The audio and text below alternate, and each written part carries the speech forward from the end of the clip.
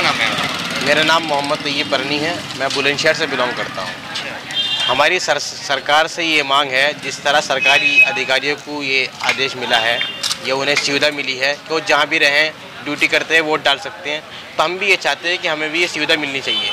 इसके लिए हम सरकार के बहुत शुक्रगुजार होंगे। हमारे यहाँ दारुल में एग्ज़ाम चलने हैं, उसी के बीच हमारे शहर में वोटिंग होगी, तो हम चाहते हैं कि हम यहाँ रहते हुए अपना वोट डाल सकें। तो आप ये चाहते हैं आपको बैलेट की सुविधा कर्मचारी की तरह दी जाएगी? जी, हमें भी सुविधा का कर्मचारी की तरह मिल जाए तो हम इसके लिए सरकार के शुक्रगुजार होंगे। क्या नाम है आपका?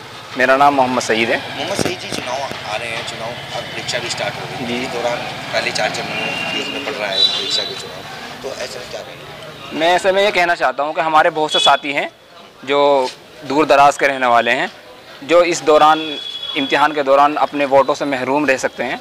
तो सरकार से मेरी ये गुजारिश है कि अगर उनको सरकारी अफसरान को की तरह बैलेट पेपर से चुनावों के सुविधा मिल जाए तो बहुत अच्छा रहेगा। तमाम तलबा अपना अपना वोट और अपना अपना हक इससे हासिल कर सकते हैं।